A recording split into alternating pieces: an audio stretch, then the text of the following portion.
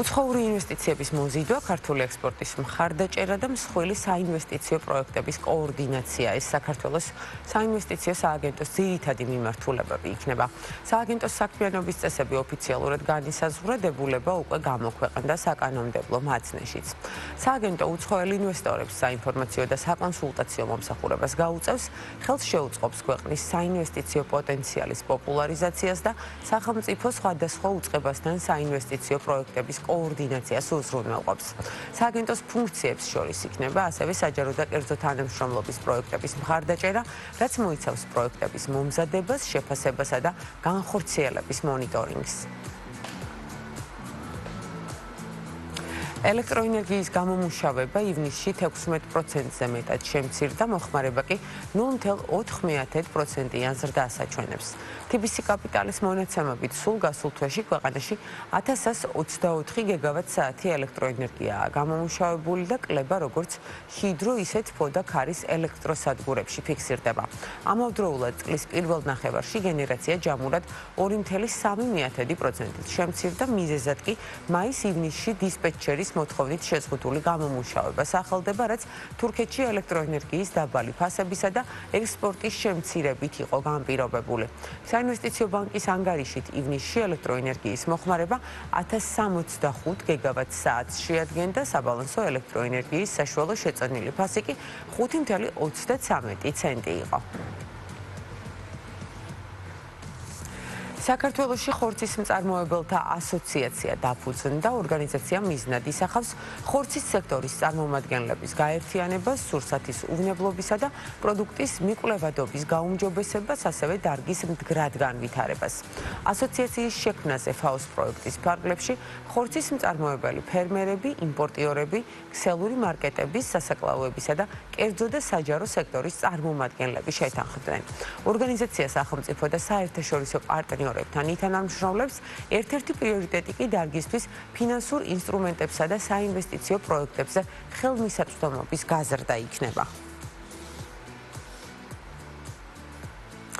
დღეიდან გასტრონომიის ეროვნული სააგენტო ამოქმედდება, სააგენტოს დებულება გარემოს დაცვისა და სოფლის მეურნეობის მინისტრმა უკვე დაამტკიცა.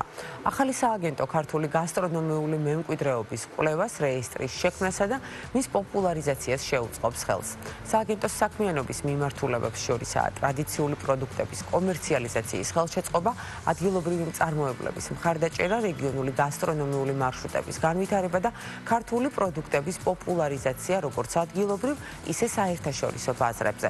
სააგენტო ასევე იმუშავებს გეოგრაფიული აღნიშვნებისა და ადგილწარმოშობის დასახელების სისტემის განვითარებაზე, პროფესიულ გადამზადებასა და საერთაშორისო თანამშრომლობაზე, მათ შორის გასტრონომიული ფესტივალებისა და გამოფენების ორგანიზებაზე. საქართველოში უმაღლესი განათლების სექტორის ზრდას ინარჩუნებს გალთენ-თაგარტის კვლევის მიხედვით 2019-25 წლებში სექტორის შემოსავლები საშუალოდ წლიურად 11,9%-ით გაიზარდა, რაც ძირითადად უცხოელი სტუდენტების რაოდენობის ზრდამ განაპირობა. კერძო უნივერსიტეტების შემოსავლები ამ პერიოდში საშუალოდ 19%-ით გაიზარდა, მაშინ, როდესაც სახელმწიფო უნივერსიტეტებში ზრდა 6%-ია. კვლევის მიხედვით 2025 წლისთვის უცხოელი სტუდენტების 83% კერძო უნივერსიტეტებში სწავლობს. ამასთან სახელმწიფო უნივერსიტეტებში უცხოელი სტუდენტების მიღებაზე დაწესებული შეზღუდვები სავარაუდოდ კერძო უმაღლესი სასწავლებლების მიმართ მოთხოვნას კიდევ უფრო გაზრდის. უცხოელი სტუდენტების წილი მთლიან სტუდენტებში უკვე 20%-ს აღწევს, რაც მსოფლიოს ერთ-ერთი ყველაზე მაღალი მაჩვენებელია. და ბოლოს ქართული სტარტაპების წარმატება კრეატიულმა სააგენტო კრაკენმა კომპანია ალმას კუთვნილი 75%-იანი წილი სრულად გამოისყიდა და სააგენტოს მართვას თავად გააგრძელებს. ამ დრომდე ალმა კრაკენის უმსხვილესი პარტნიორი იყო, წილის გამოსყიდვის შემდეგ კი კომპანია საქმიანობას არსებული გუნდისა და სტრატეგიის საფუძველზე გააგრძელებს. სტარტაპში ამბობენ, რომ ამ გადაწყვეტილებით კომპანიისთვის ახალი ეტაპი იწყება, რომელიც ახალი პროექტების პარტნიორობებისა და განვითარების განვითარების გეგმების განხორციელებას უკავშირდება. კრაკენი ქართული კრეატიული სააგენტოა, რომელიც ბრენდინგის, მარკეტინგული კომუნიკაციების, სარეკლამო კამპანიებისა და ციფრული კონტენტის შექმნის მიმართულებით მუშაობს და სხვადასხვა ადგილობრივ და საერთაშორისო კომპანიასთან თანამშრომლობს.